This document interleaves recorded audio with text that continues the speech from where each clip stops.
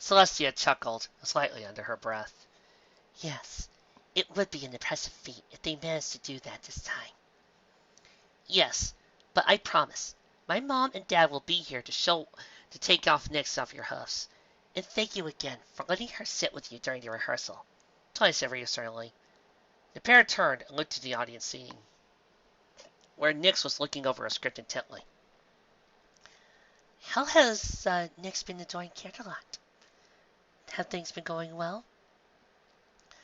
We've had a few rough spots, Twilight admitted, but it's been pretty smooth. Celestia nodded and began to step over the edge of the stage. That's good to hear. Still, this is a rehearsal, so get back to it, shall we? Okay, thanks! Quicksnap waved a hoof as he stepped out of the front door of Party Favors. Excuse me? What's that name again? Front door of Party Favor? Oh, Penstroke, you clever writer, you. How did you predict? How did you know? This. How? I told him that some of the famous writers of the fandom are, in fact, agents from DHX, but they didn't listen! Face it, you can't do the eyes. You're right, I can't do the face. I just can't. But still. You gotta admit, Trixie, this does elevate my theory that K-Cat, Wanderer D, and Penstroke are in all fact secret agents of DXX, and they are in fact writing stories for the fandom just to test out certain episode ideas. You can't deny me this. True.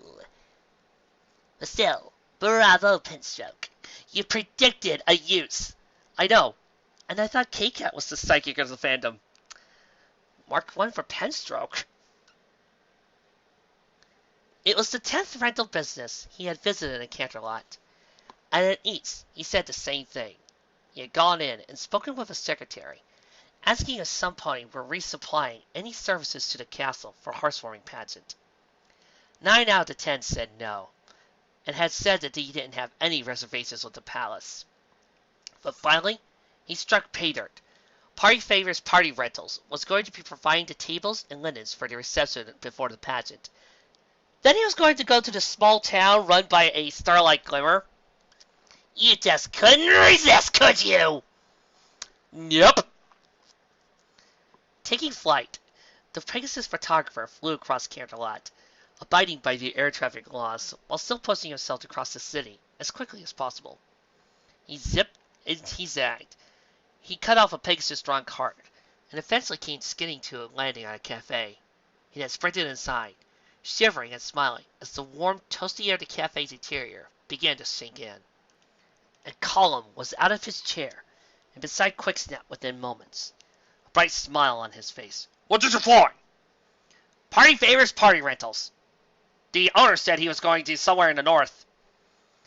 Quicksnap answered as he began to walk towards Colum's table, where a hot chocolate and a festive cinnamon roll was sitting out, waiting for the Pegasus. The castle's renting the tables for a reception from them, as well as linens, centerpieces, and a stallion to run the juice bar. Yeah, and I bet they just can't wait for the awesome balloon animals.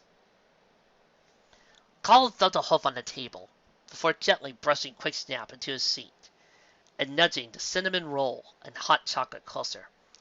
Good work. I just wish I thought of to make you look there first. It makes perfect sense. They were the company that handled all the furnishings for the giraffe wedding that happened in Silver Lining Park. And there's going to be a giraffe delegate at the reception. Our paper ran a story about his arrival 5 days ago. Their giraffes proposing tables and chairs that are probably the best ones out in the city, if not only ones. Quicksnap picked the cinnamon roll up, and greedily sinking his teeth into the warm, moist bread and licking the frosting that clung to his upper lip. But, he said for his foul mouth, why does it matter? Ah, this, Quicksnap, is where I'm brilliant. Collins said, as his heart began to glow. From beneath the table, numerous brown paper bags floated into view, all bearing the same logo, a trio of hats lined up in a neat, arcing row and the words masquerade. Let's see. Colm said to himself. Rainbow Raids Farming, Gallery, Party Rentals? No. Fancy Flowers? No. Super Awesome Party Rentals? I can't believe they're still in business. Who calls their business super awesome? Me? It's just... I don't know. It's just wrong. Wait. Ah, yes. Here they are. Thank you, Masquerade. No problem. Colin dropped the other bags, keeping one in his magic. He then pulled out its contents and set it out on the table. The bag had contained 2 uniforms, in the bright red and white colors that were characteristic of the staff at Party Favors Party Rentals. Strange, I thought they would make it blue. Now, I walked by Twilight Sparkle's house. The only ponies I saw there were Nightlight and Twilight Velvet, and they were getting dressed up like they were going out. Now, if my gut is right, they are going to be attending the pageant tonight so they can watch their children, like any loving parents would. Because of that, no pony is going to be home at their home. Which means Nyx will likely be in the castle, either backstage or sitting with Nightlight and Twilight Velvet. Okay, but what are those uniforms for? There are tickets into the castle, Colm answered, before glancing at a clock on the wall, which read 2 o'clock. We're cutting it close, but if we get into these costumes quick, we should be able to intercept the delivery cart. Once we caught up, if we say we were sent by... Who did you talk to at the office? A mare named Rose Strings. We'll say Rose Strings helped us to help them. Temps get the job done faster, so they can get home to their families and parties. They're not going to question it. Not for what they're being paid. And then, we'll just walk into the palace with the rest of the delivery crew. And what then? Won't the guards be suspicious if they see a pair of ponies who are supposed to be setting up tables interrupting the rehearsal? Yes, of course, Colm said, before holding up a second costume bag, smiling ear to ear. But that's what these are for. That was wonderful, every pony. Okay, we have time to run through it one more time. Pieces, please. The cast of the pageant had finished singing to the heartwarming carol, and the stage curtains closed. The first of the afternoon rehearsals had been completed. Now they had time for one more run-through.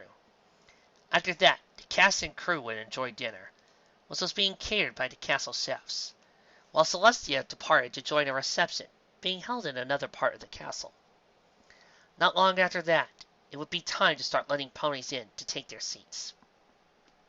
At first, they had to get through one final rehearsal, one final chance to make sure they had everything down. Celestia sat back, stretching her wings and neck as a gentle smile graced her lips. It should be another good performance this year, especially now that Cadence and Shiny have figured out their Wendigo wails. Wouldn't you agree? Nyx looked up from the script she had been given, smiling. Yeah, they're doing a really lot better now. And speaking of ponies are doing, how are you? Twilight says you've been enjoying your heartwarming here in Canterlot. Nyx nodded. I'm Hearth. The first day we got here, we did a bunch of fun things with Grandma Velvet and Nightlight. Then, after we picked up Cadence and Shining Armor from the train station, I got to meet this really strange big pony named Lumberjack. Who is still one of my favorite OCs on this fic. And after that, we had a fancy dinner at a hotel. Then yesterday, Grandma Velvet showed me the family photo album, and Nightlight welcomed me and Cadence with a speech. Then, this morning, Fluttershy showed me Twilight and Cadence how to fold napkins. Celestia smiled and chuckled gently, glad to see Nyx was having fun. Yet, there was one pony who didn't seem to be interacting with Nyx as much as the rest of Twilight's family. Perhaps that was why Twilight felt they were having some rough spots. Have you done anything fun with Shining Armor? Nyx's smile withered a little, and she shook her head. No, not really. But that's okay. He's just been too busy. He helped Grandma Velvet in the kitchen almost all day yesterday, and he helped the Nightlight stack logs in the fireplace last night. And the day before that, he had to stop some reporters who were bothering us at the Heartwarming Festival. I see, Celestia said with a nod. That's a shame. It is a true shame, sister! Celestia and Nyx turned, seeing Luna striding into the center aisle of the seats. I hope you don't mind the intrusion. I just wanted to see how things were going. It's no intrusion, Luna, and things have been going quite well, Celestia said, as she watched her sister take a seat on the opposite side of Nyx. The two royal sisters dwarfed to Philly, like two mighty oaks standing on either side of a small flower. We're doing one more run-through tonight, and Nyx has been helping me make sure every pony is staying on script. Yeah, Nyx said. I can't be in the play like Twilight, Spike, Cadence, and Shining, but I can still help. It is a shame there are no spots for fillies. You were a very good actress in your school's play for the spring festival, Luna commented. Nyx flattened her ears, and her eyebrows leveled as she looked at Luna. Do you mean when I was playing myself? Celestia couldn't help but snicker, as Luna's compliment blew back at her face, leaving the Princess of the Moon mentally off balance. Well, yes, I suppose. But you didn't know you were Nightmare Moon at the time. Luna forced a laugh. Aunt, that doesn't detract from your performance. You still did very well. I bet you would have done just as well playing me or Celestia. I'm sure you're... It's okay, Luna. We understand, Celestia said, reassuring her sister. Then she bent her neck down, lowering her head to Nyx's level. Still, Nyx, if you really want to keep helping with the play, I'm sure we can find something for you to do backstage. Why don't you go talk with the stage bearer, curtain call, and ask him if there's anything you could do? Twilight should know where he is. Nyx nodded, stood, and trotted off in the direction of the stage, leaving behind a still slightly flustered Luna and a quietly tucking Celestia. You seem a bit tongue-tied this afternoon, Luna, the Sun Princess teased. Blame our so-called nephew, Luna said as he rubbed the side of her head. I did not think it was possible for me to find one Stanley's voice so grating. I would willingly listen to who's on the chalkboard as long as I didn't have to listen to him anymore. What's wrong? Blue came in demanding to know why one of us wouldn't be at his housewarming Eve dinner tonight. It was Celestia's turn to sigh and rub her head. A small headache began to form behind her horn, as it always did at the thought of having to deal with blue blood.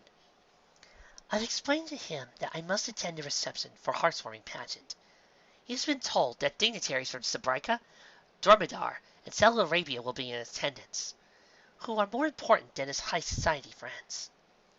Yes, and he didn't forget it, Luna explained. He just came asking why both of us had to be at the reception. He wanted to know why one of us couldn't come to his dinner, while the other dealt with the diplomats. Sometimes I must question whether or not Blue Blood has some bull in his blood. He is more stubborn than any pony I've ever known, Celestia commented before glancing at the stage. Except for, perhaps, shining armor. What has he done? Luna asked with a cocked eyebrow. From the sounds of it, he has been avoiding Nyx, Celestia said. The smile on her lips withered to a frown, as he kept her eyes locked on the stage curtains, which hid Shining and the rest of the cast and crew from view. That, and there's come to my attention that there's a chance he's had a second mental exam. Was he afraid some part of the nightmare blessing remained? I don't know, and I don't even know if he's actually had a second exam, Celestia admitted. All that I know is that Dr. Braintrust, a stallion whose skills lie specifically in the detection and removal of brain-altering magics, traveled to the Crystal Empire, responding to a summons by Shining Armor. Braintrust was also the doctor that treated Shining under both the Changeling invasion and the recent Nightmare Moon incident. There's no other reason Shining would see Dr. Trust specifically. Perhaps it was merely preventive, Luna suggested. Shining may wish to ensure he doesn't get bewitched again. I don't fault Shining for being careful.